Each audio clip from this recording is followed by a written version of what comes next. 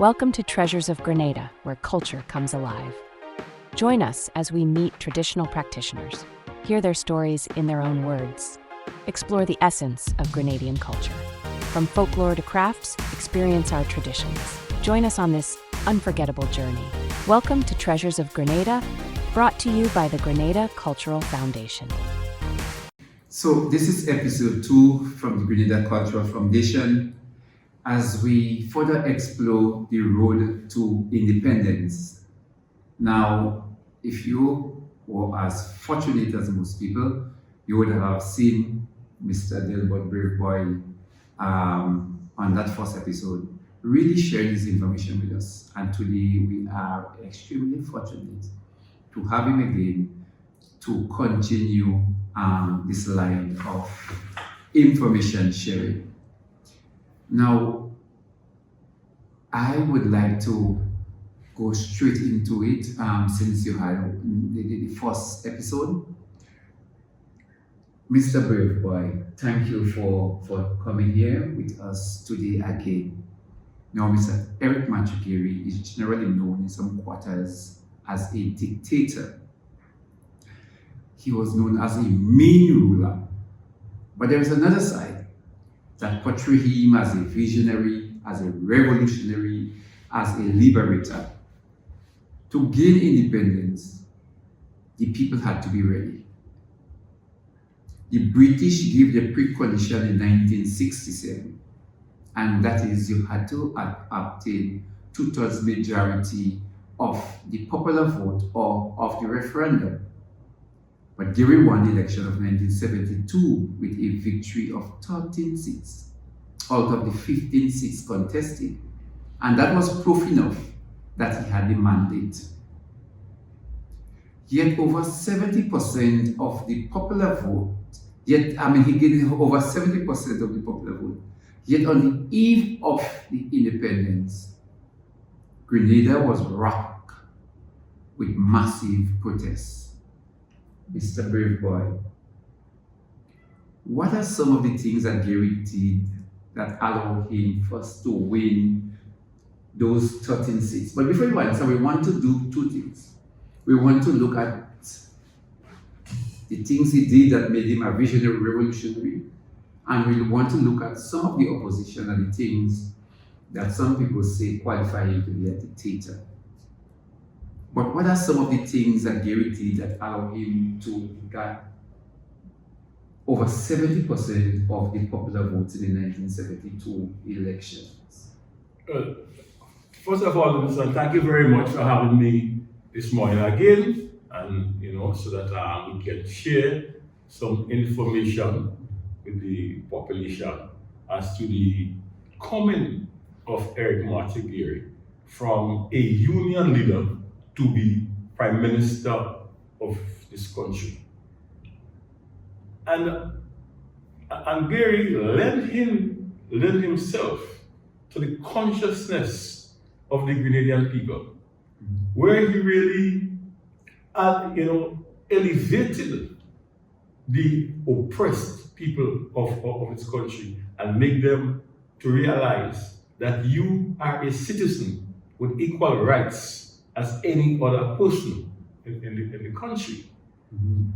So that level of consciousness propelled him to the highest standard or the highest office in the country up to 1974. And you look at coming into being, and you cannot escape or denounce what was happened in 1951. That social revolution, when work time was established, when the workers got increased salaries, and not only increased salaries, better working condition, severance pay, holiday pay, and things like that. So I hear you, but you mentioned increased wages. I've really never heard. Increase from what to what? Okay, from 49 cents and 36 cents per day. Women were 36 cents per day, men was 42 cents, right? 1-6 or 1-9 in the British system, you know. Right. Okay. So they got increases from that to 120 and 180. So it was a massive move. And then they also got holiday pay, severance pay. And as I said before in the last episode, that a labor relation officer from England came to do the negotiation with the union, and being accustomed to the British condition as how you settle industrial dispute, they was able to get all the different aspect of the wages, you know, severance pay, holiday pay, and things so was established. So that was one of the movements which propelled him to prominency. Right. In the heart of the populace. You know, the majority of the people, they had to understand at that point in time that the population, the majority of the population was unrepresented. You know, and only 4% of our country were franchised. There was the privileged group. We had a privileged group. Grenada is not racially divided, but it is divided among social and economic status. Okay. That divide. Right, you know? right. So apart from the increased severance pay, what are some of the other conditions you would say that that Gary did that endeared him to the Grenadian populace? What other act he did? What other things he fought for that brought up the underprivileged people to that level where they felt a sense of maybe love or appreciation for Gary? The Land for the Landless program.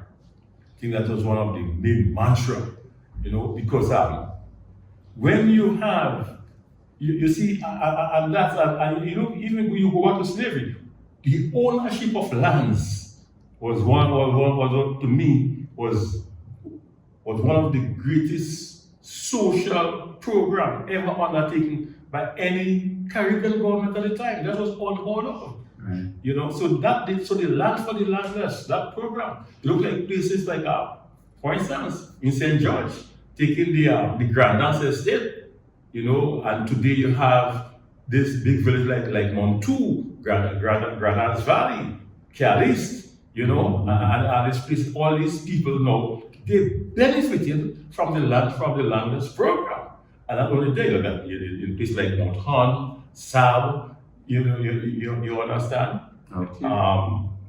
Lakabiki, Kajuna, all these people. So throughout the country, there were persons who benefited from that program. So it was very, very difficult to subtract that positiveness from Sir Eric and how he, you know, incorporated the people of the lowest rung of the economic ladder to make them citizens, you know, to give them this self-awareness and to develop the self-esteem, you know. Mm-hmm. So they got that development of the self-esteem, which made them feel that they was part of the country in which they live. Right. Well, there were other things. I think in a discussion with you had mentioned sports, you mentioned education. For myself, I think you had mentioned about schools. So can you elaborate a little bit more on sports and schools? Okay, for sports, he established a ministry of sport.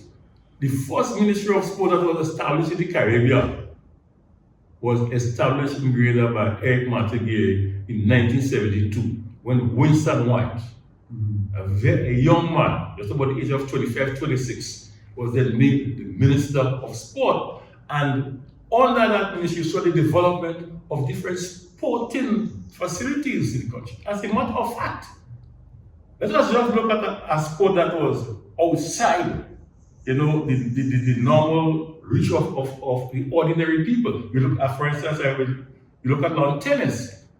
Poor people were not able to play lawn tennis. You had the lawn tennis club, the one at Richmond Hill, where was, you know, the people who could afford and the upper class, as we call them at the time. So and ordinary people went there as ball boys. What came out from that club is that so Eric now then decided, well, our people must not be ball boys anymore. They must be able to play too. So he established the Tantin tennis court, the Carnage, Grandans, Vendor, and he brought in a coach, a professional coach, to coach lawn tennis. As a result of that event, then you had Hayden Ashton, who was a ball boy at Richmond Hill, became a national champ. And in the newspapers, in that time when you had the Torchlight and you had the West India, and on the head front page was from Hayden Ashton from ball boy to champ. Wow, significant. Right. Well, what other area in sport? Because when you look at the people like Kenny Hobson and Raphael Crowley, they were sent to England in academy to develop the cricket skills. You still have Kenny has passed on, but you have Raphael Crowley today, who is an administrator in the St. David's Cricket League, and they came to that program. You also had people like Sir Garfield Sobers, Wes Hall and Branca, who came to Grenada to coach cricket. And there was in football, a German coach was brought in to teach to coach football in Grenada. So the youths was always involved and provided the facilities so that our youth can get seriously involved in sports. You look at women cricket. There was a lot of women in cricket that throughout the length and breadth of Grenada. And as a result of that, in 1976, you had Joan Alexander from Mount Carmel, who was included in the West Indies team to tour England. Wow. Right? And they also had our team, our national team participated also in the 1976 women tournament. The first women tournament that was held in the West Indies was held in Barbados. And then we had our team represented, we had a Grenada female team represented there under the captaincy of the late Nadia McIntyre. You had people like Sampat Harbin, Dan Darat, and Theoretic Papitet. They were coaches for the women teams. Wow. You know. So when you look at sport in general, nearly every aspect of sport was touched by soccer during that period. So you see, and I guess including the building of many playing fields. Yes, like I said last suggest. For instance, the one we have Progress Park. Is one that came into being when it was going to Carriacou at one time, and it had stopped in Paradise, where Truman Bingham used to have a gas station at the body. That's where the Douglas people does the con. Was the con thing there? Okay. There was a gas station there. Okay. Yeah, the Douglas people had a gas station. What Douglas people know do their business. Right. Truman Bingham had a gas station there. So while it's there by Truman, the guys was playing cricket in the road, and they broke one of the lights in his car. And so the driver came to him and said, "So, guys are playing cricket there, and look at the ball has broken out in your car." And he said, "Well, why are they playing on the road? I mean, this is one of the business roads, the airport is right there, and these people should not be playing cricket on the road." And they say one guy was there, Mr. Thornhill, otherwise known as Duke in the area, and he says, "So, there's an area out there, we always look to make a playing field there, But I don't think nobody will want to interfere with that. So it was a very lovely piece of cocoa field in those areas at the time, Very, very beautiful. But then they went there and they decided, well, I'm going to acquire this to make a playing field. And that was the last part of the Paradise Estate across the river. So then he then spoke to Mr. Judy Gill, who was their owner, and he said, well, look at what happened, and the people of Paradise has nowhere to play. So I would like to have that portion of lands to have a playing field. You came up a lot of opposition against that playing field. But look at Progress Park today. You have Paradise, you have the Paradise Football Club, one of the top clubs in the country because of the creation of Progress Park. It is now lit. I think we have night games could take place there. So look at the foundation, how it started and what it is today, the vision of Eric Gary. Cannot take that away. Right, good. So also, well, life is all encompassing. So we did look at sports, what about education, in terms of schools, in terms of scholarship. Was there any way he had any impact in that way? He built many schools. And like I said, a lot of scholarships were given. Most scholarships was given to Grenadians to study. About 13 new schools were built. He even challenged the status quo of the education system, understanding that people were trained to take what we refer to as white-collar jobs, right. Academians. Excuse me. But when he built the junior secondary schools, like the JSS, the Walton, the Boca, they were vocational and technical institutes. So you go to the school, you can come out an electrician, you can come out a tailor, an artist. So the whole, you want to revolutionize the education system. You had Technical and Vocational Institute, which is now the T. Marshall Community College, right? And then you had the wing, and a lot of our people were sent to Canada on scholarship to learn machine shops and so forth. So the machine shops we have today, some of our people were trained in Canada. Then you had the Grenada Youth Service, where you had expatriates who came in to work in the youth services and train people, well, like the Littrell and Shy, and Jeremy and these guys who are in motion shop today. Some of the leaders were trained during that time. So that was all the vision, that we must have our people trained so as to develop our country and for the sustenance of different level of skills. Do you have some of the schools, name of some of the schools? Because I know he built some schools. Well, we talk about, like I say, we have GSS, you have Walton, you have Boca Secondary, you have the addition to the GBSS, and Montrose Comprehensive. And you look at it, and there was a collaboration between school and between religion and government in the building of schools. So, for instance, SAS was moving from one place to the next. Once they was in Greenville, we had Kumar Store now. That was a GCNA facility. Yeah. Then from there, they went to Simon Pavilion. And then all of a sudden, this school need to stabilize, this school needs some stability. So then, after he acquired the telescope estate from Naya, he gave 5 acres of land to the Anglican Church. So they would have a permanent home for SAS. So SAS stopped moving from place to place because 5 acres of land were given to the Anglican Church to build that facility and also to have a playing field. 5 acres of land, schools, playing field. Okay. The same thing he did with the Adventist Church in Montrose. Give the lands and support from the government. So he was not biased to any religion. Right. Yeah. Everybody got their fair share. Right. Any other area you think that he did, to bring maybe international pride or any other thing to Grenada?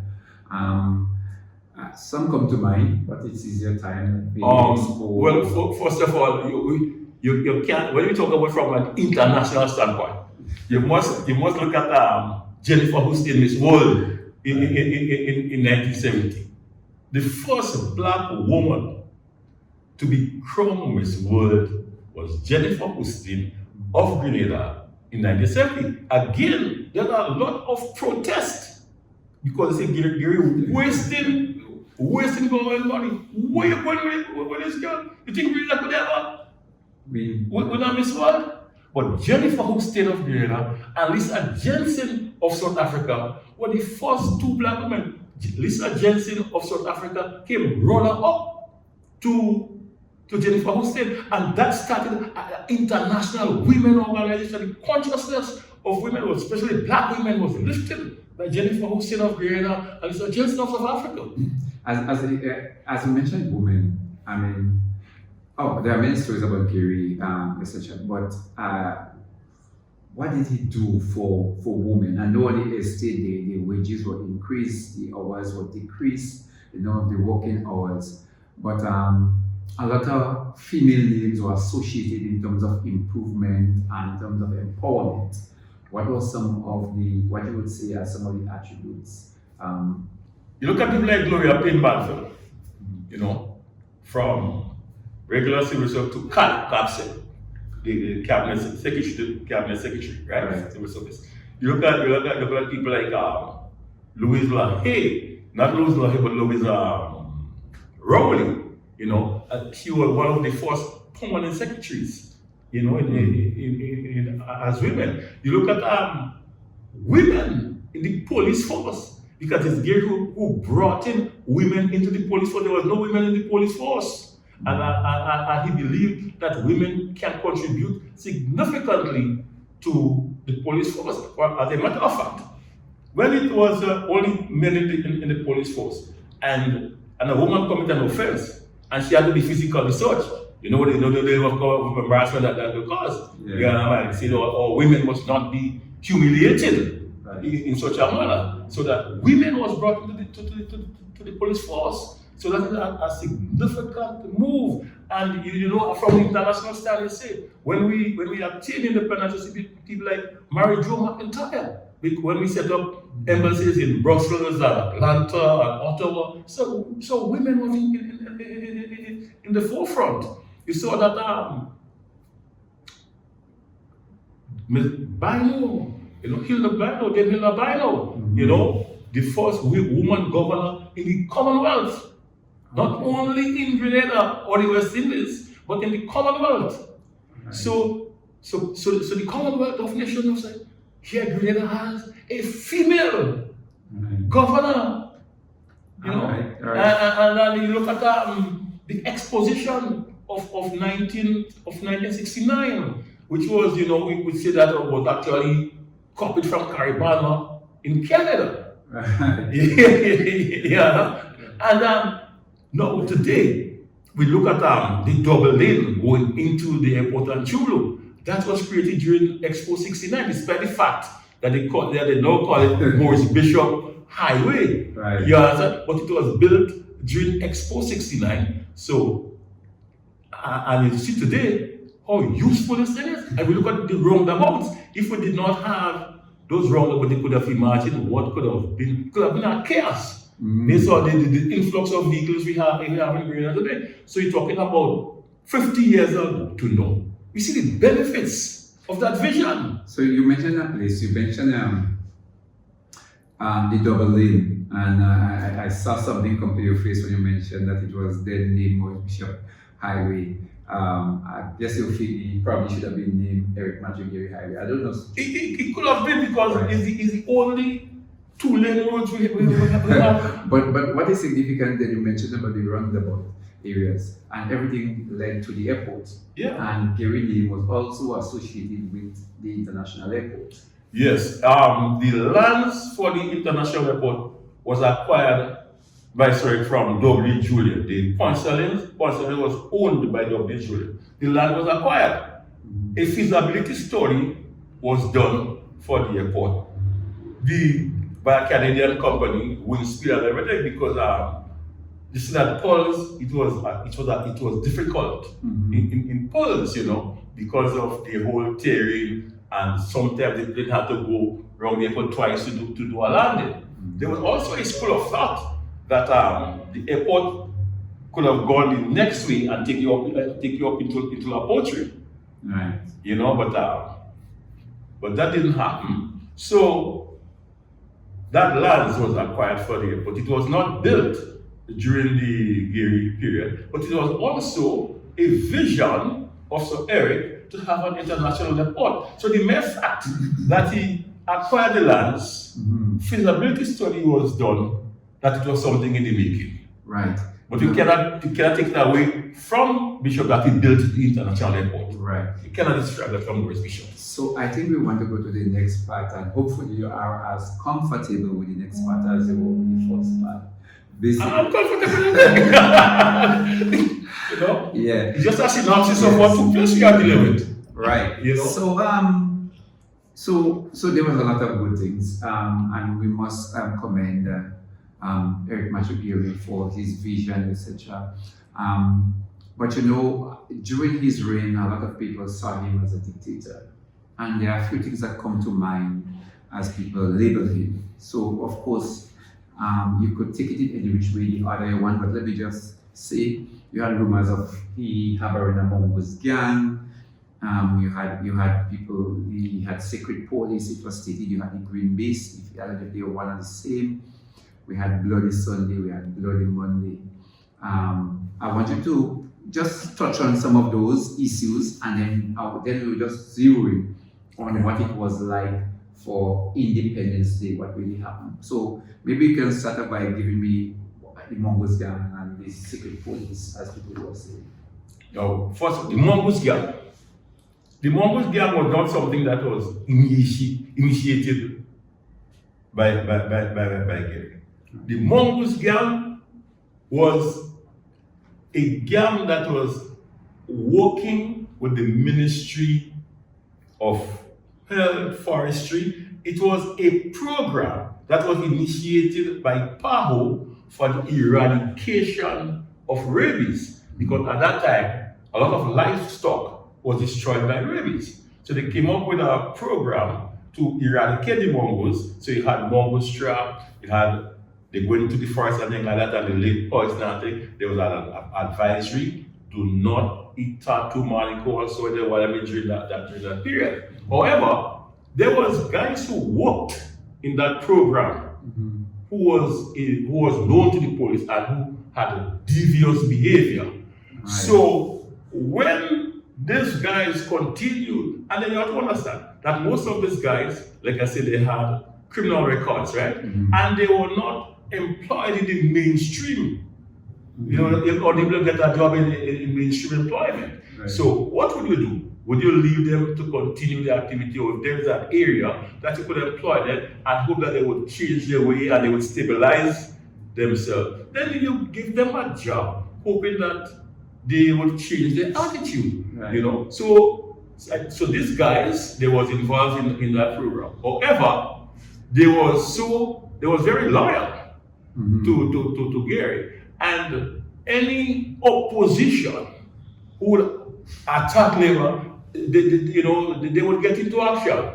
and some people got some licks. I mean, you can't shy away from that. Yes. You know, but we have to understand.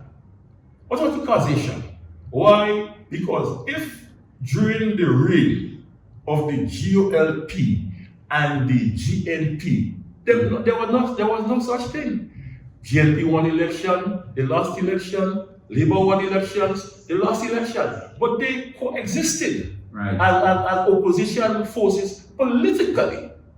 Okay. Not as agitators, you understand? Right. But it's after the 1973 movement of the New Jewel movement and the coming of Maurice Bishop, then all this disturbances start, and forces rising up against forces. The Mongoose gang into action. Some Jewel got licks. The police force was reinforced with police aid, which they refer to as secret police. Yeah. Then you have the defense force. They say that's Green Beast, and you know. So there's a number of connotations, and everything that Gary did for Grenada came up against it was opposed. You know, so we cannot say. Why do you think that people really oppose Gary in that way? Because when I listened to you earlier on, and there are so much positive things, you say Sonny McKing has no honor in his country, but there are so much positive things that he did for the nation. Why do you think he was so vehemently opposed by? I mean, of course, the planted class wouldn't want him, but why other Grenadians joined? The was very, very marginalized. And there's a lot of propaganda against Eric Matthew. And to me, what we refer to as the academia, since that Gary did not have a secondary education, a primary school boy. But but what is really important to me, a young man at the age of 27 years going to take on the status quo, the British Commonwealth had to take on at the age of 27. It was unheard of, that kind of movement. How can a 27-year-old man get involved in something of this magnitude? Right. So some people might say it was jealousy. You look at a new movement was taking place in the Caribbean at the time, and we look at Dominica, St. Lucia, St. Vincent, Peter Jersey, George Odlum, in Trinidad, Rex LaSalle and Rafik Shah, but they overthrew the government of Trinidad and things like that. But no, we talk about all that, but we didn't talk about the coming of the Black Power movement in Grenada. So when the Black Power movement started in Grenada, in St. Andrews, that organization there was very, very active. Okay. So Uncle went to have a dialogue with them to find out what it is about Black Power movement in Grenada. You have a black premier, you have black police, you have black teachers. we have Black Power.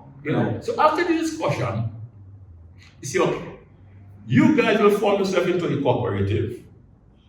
I will give you 4 acres of land on the Granbra estate, and I'm giving you this building here. They had this building at one of the government houses in Granbra there. That's where the custom officer used to live. The last one that was there was Mr. Eric Charles, and then he went to build his house where he have the gas station now. So that house was unoccupied. So that house was given to the guys in the Black Power movement. So you see, it was not confrontational, but he went to them and said, "What is your problem? How can we address it? Wow. How can we work together? Because what is Black Power? We have the power. We are black people. We have the power." Well, that is good information for me. I didn't know the Black Power movement actually started. It was central in Gambra. Coxswain is there, you can ask him. Yes. And he did not leave them empty-handedly. I said he gave them a building for the headquarters, and that was converted into a community center, lands on the Granbra estate. Yes. So every aspect. So you incorporate everybody into the society. Right. So we don't have a major move. Great. We're trying to push because we have some time constraint. Yeah, okay. So we had Bloody Sunday as an maybe noose around the neck of Gary. Yes. So what was Bloody Sunday? Well, Bloody Sunday was as a result of the People's Court. The People's Court was held on the 4th of November in Simon, and a number of charges were brought against Gary, which he was found guilty of. And an ultimatum was given to him to resign by the 18th of December. Well, first of all, he had to surrender himself to the nearest police station. And by the 18th of November, he must resign.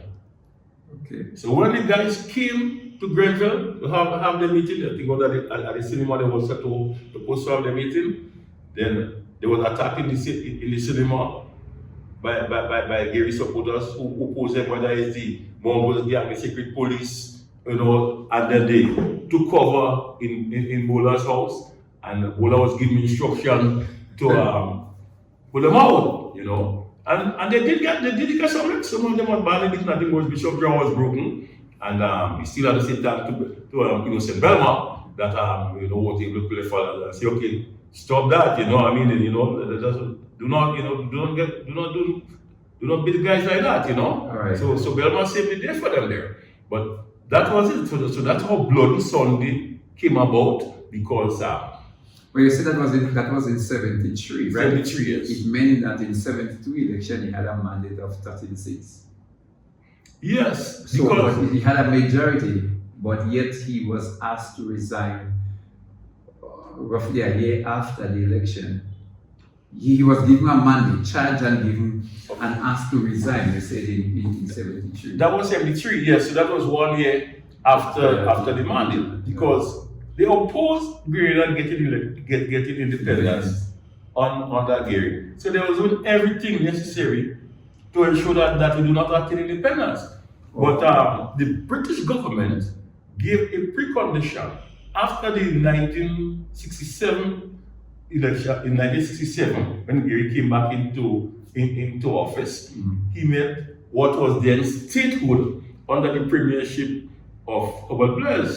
Because when you were under statehood, you were in charge of the internal affairs of your country, and England was responsible for defense and foreign affairs. So when you attain independence, then you are in charge of everything. And now, so at independence, Gary said, we now own our country. Right. You understand? But the precondition was that it must be part of your manifesto. You must involve, your people must know that you want to take your country to independence, and they must have a referendum. Right. And they must get 2/3, of majority. And so the GLP got 13 of the 15 constituencies in 1972. So that precondition Was satisfied. was satisfied. So let us move now to Bloody Monday, because I think one was in November, but then later on we moved just on the heel of independence. Yeah, What that was the 21st of January. The 3 weeks before independence, and they had the port was closed. You understand that the country was shut down. You had a committee of 22 led by the president of Tahoe that time, and people who opposed the independence. So they had a strike for 3 months. There was marching up and down the streets of St. George. Geo go, Gary must go. Geo go, Gary must go. And on the 21st, there was a meeting at Mount Royal, with Gary supporters. So whether you call them, let us say police aid, bombs, gamble. No, it was another force now, coming to the support of Gary. We have voted for independence. You don't want it. We already given the government a mandate to attain independence, but you are protesting against it. So there was a clash of the forces, and Gary lost not Gary, but Bishop lost his father on that fateful day. So that was one of the things that people might still say is a stain on the hands of Eric Matthew Gary and the legacy.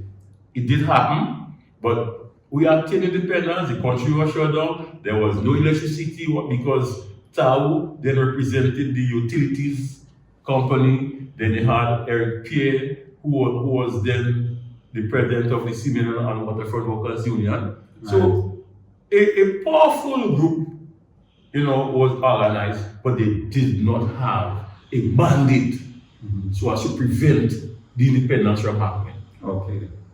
So because they are pressure group. Right, you are pressure group. Well, pressure group. People protest and they had the right to protest.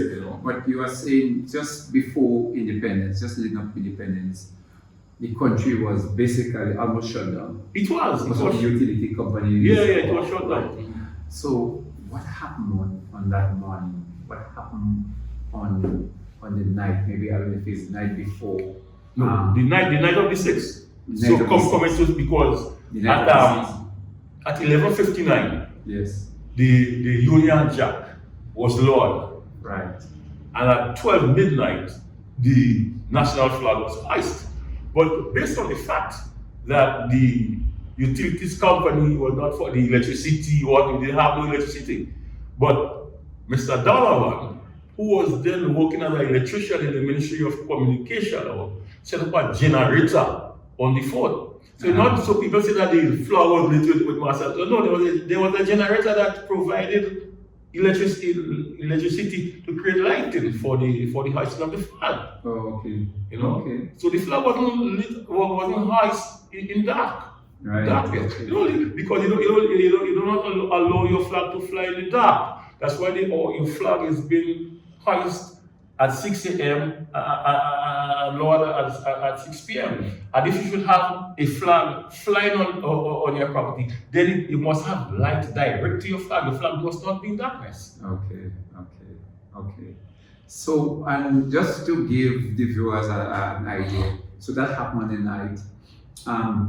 Was there a celebration? Was there a parade? No, there was no parade, but there was speeches at the fort. Because you have to understand that we are taking independence not on normal times like now, where we have parade, or the police parade, and the prime minister will come and give his speeches, and you have different activities leading up, Right. So it was sort of different. But I think on the day on the 7th, there was a sitting of the parliament, because you had some dignitaries said they were sitting of the parliament, and Mr. Gary said in that based on information that he would like to have peace with the opposition and they must coexist. Oh, okay. You understand?